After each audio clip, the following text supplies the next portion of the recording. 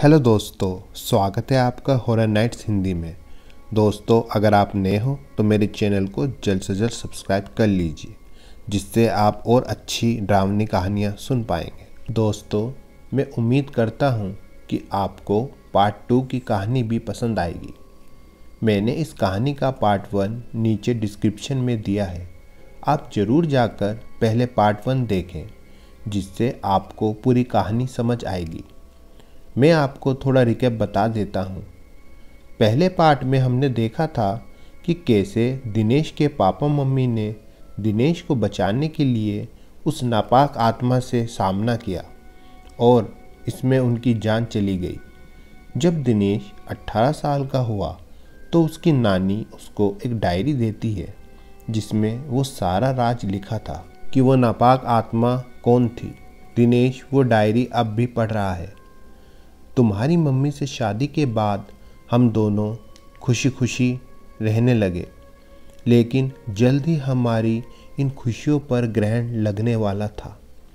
जब तुम 12 साल के हुए तो मुझे सपने में वो दिखाई देने लगी और वो मुझसे कह रही थी कि मैं वापस आ गई हूँ, अब तुम्हारा बुरा वक्त शुरू हो गया है, तुझे और तेरे परिवार को तड़पा तड़पा कर मारूंगी।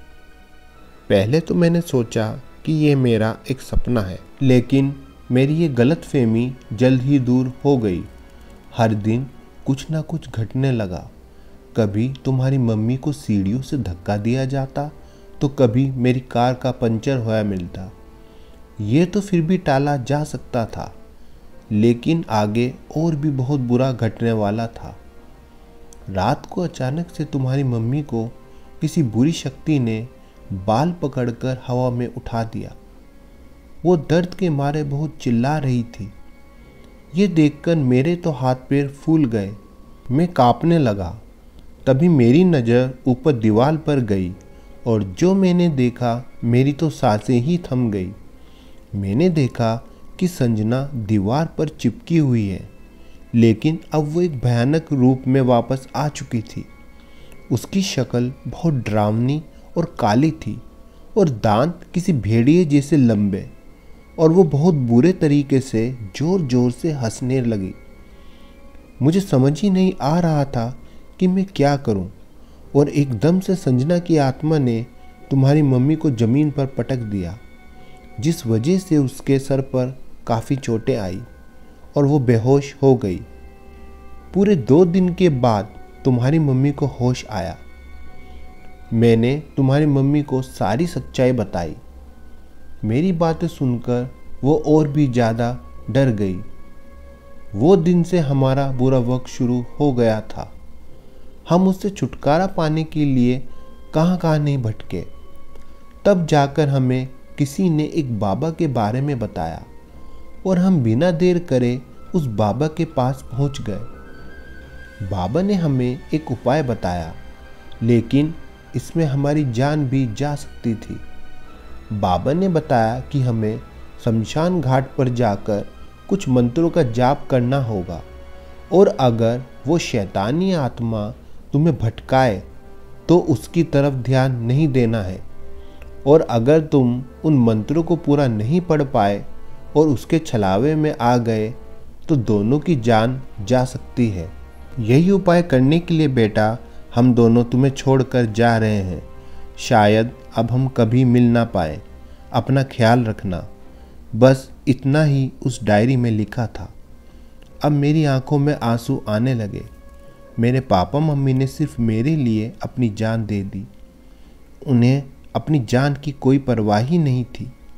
मैं इस गहरे सदमे में था ही कि अचानक से घर की बिजली चली जाती है और चारों तरफ अंधेरा छा जाता है।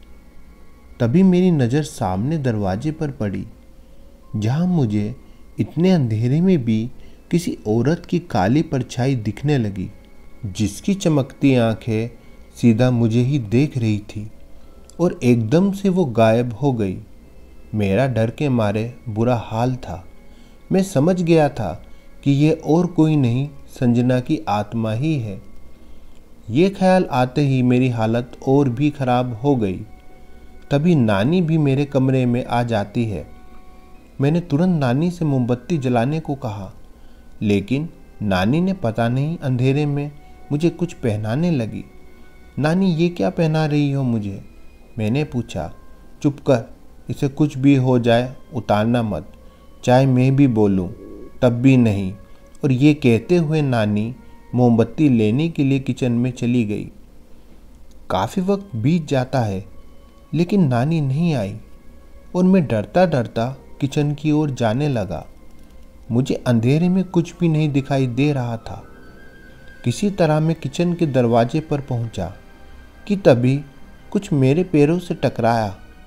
मुझे ऐसा लगा कि फुटबॉल जैसी कोई चीज़ जो काफ़ी भारी थी मुझसे टकराई और घूमती हुई दूर चली गई।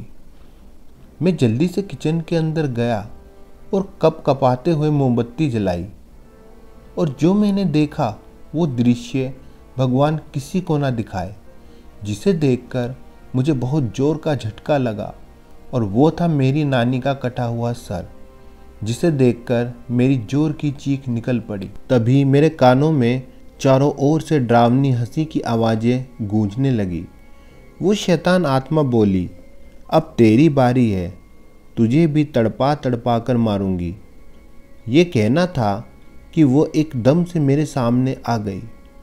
उसका वो भयानक काला चेहरा, सफ़ेद गोल आंखें देखकर मेरे पसीने छूटने लगे, और जैसे ही उसने मुझ पर हमला किया एकदम से उसकी चीख निकल पड़ी। ऐसा लगा मानो उसको कोई करंट लग गया हो और वो मुझसे एक झटके से दूर हो गई।